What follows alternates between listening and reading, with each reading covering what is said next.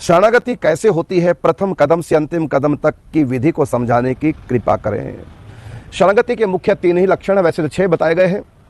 3 से भी काम चल जाएगा और 3 अगले तो अपने आप ही हो जाते हैं। आगे यदि 3 पहले वाले सेट है, कौन से? अनुकूल से संकल्प, प्रतिकूल से वर्जनम। तो हम भगवान के अनुकूल, जिसकी भी हम शरणागति लेते हैं उसकी पहचान है कि हम उसके अनुकूल हो जाते हैं। कोई भी संकल्प हम जिनकी शरणागति उनसे प्रतिकूल नहीं करते। अनुकूल से संकल्प और प्रतिकूल से वर्जनम, हमारे मन में जिनके प्रति हमारी शरणागति है या लेना चाह रहे हैं उनके प्रतिकूल कोई भी मन में संकल्प विकल्प न करें और नहीं ऐसा आचरण करें।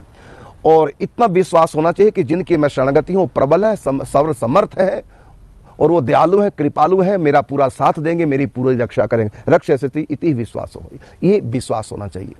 और कार्पण्यम अर्थात दीनता भी होनी चाहिए। भगवत कृपा दीन का धन है इस पे सबका अधिकार।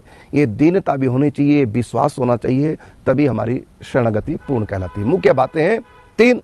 दीनता तो खैर है, चौथी बात। 3 बातें मुख्यतः अनुकूल से संकल्प, प्रतिकूल से वर्जनम। और ये पूरा विश्वास रहे कि मेरी रक्षा करेंगे और अब मुझको किसी की भी कोई चिंता नहीं है। मेरे सिर पर मेरे प्रभु बैठे, जिनका मैं हो चुका हूं, अब वो मेरा बाल भी बांका होने नहीं देंगे। इस प्रकार का पूर्ण विश्वास और दीनता अपने हृदय में।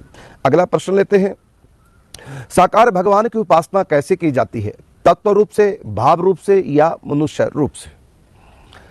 तत्व का मतलब यहाँ आत्मा, भाव का मतलब भाव देह मन, और मनुष्य रूप से अर्थात इस शरीर से। तीनों प्रकार से हम साकार भगवान की उपासना कर सकते हैं। तीनों में अंतर भी है। क्या? तो पहली उपासना है मनुष्य रूप से, अर्थात भगवान के श्री विग्रह की स्थापना की, तो शरीर के द्वारा हम भगवान की षोडशोपचार पूजा करें।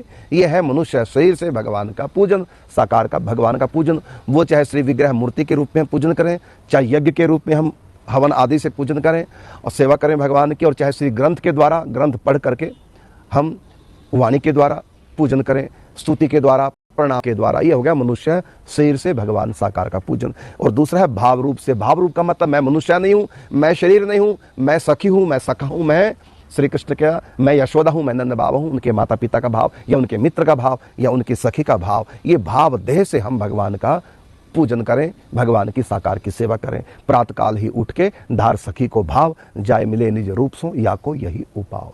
इसके आगे फिर है तत्व रूप से हम भगवान की उपासना, साकार भगवान की उपासना करें।